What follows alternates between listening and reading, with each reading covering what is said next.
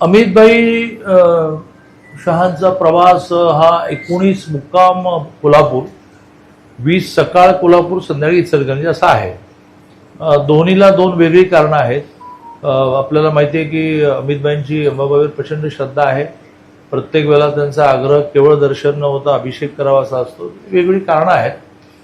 तर त्यांनी त्यामुळेच त्या श्रद्धेपोटी ही मोठी अमाऊंट केंद्र सरकारकडून दिली. कारण यातला ॲक्विजिशन पोर्शन, अधिग्रहणाचे पैसे हा इतका मोठा आहे 900 कोटी, जो राज्य सरकारला देणं शक्य नव्हतं.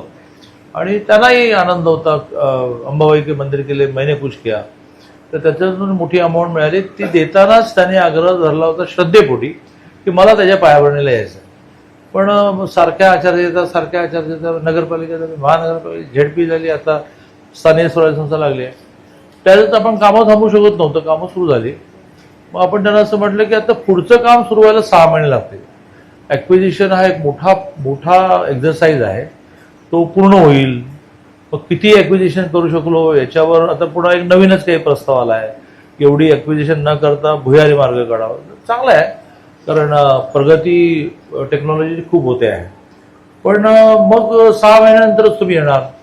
मग आता तुम्ही या, त्याला आम्ही धन्यवाद. त्यांनी पहिला मी धन्यवाद अमितभाई म्हटलं. त्याने अमितभाई का निकालो, धन्यवाद इतना ही कहो. तो धन्यवाद में सारे आते हैं, केंद्र आता है, मोदी आते हैं. त्यामुळे धन्यवाद अशा आशयाची एक सभा आपण घेतो की ज्यात ते मंदिरात जाणार. एक अतिशय चांगले भाविक म्हणून त्यांचा अभिषेक होईल. पण ते चाललेली कामं पाहणार. त्यांचा आग्रह असा आहे की तुम्हाला नवीन काही हवं असेल तर तेही तुम्ही मांडा. मी आज पालकमंत्री प्रकाशजी आंबेडकरांना म्हटलं की तुम्ही सगळी यंत्रणा कामाला जाऊ. आठवडा आहे, ते काय नवीन पाहिजे, ते मंदिराशी रिलेटेड पाहिजे. तर ते आता स्टेजवरून धन्यवाद अमितभाईच्या स्टेजवरून घोषणा करतील. हे आहे गोकुळचं श्रीखंड. अगदी जिभेवर रेंगाळणार. जिभेवरच नाही तर मनावरही रेंगाळणार. गोकुळ श्रीखंड, मनावर रेंगाळणार.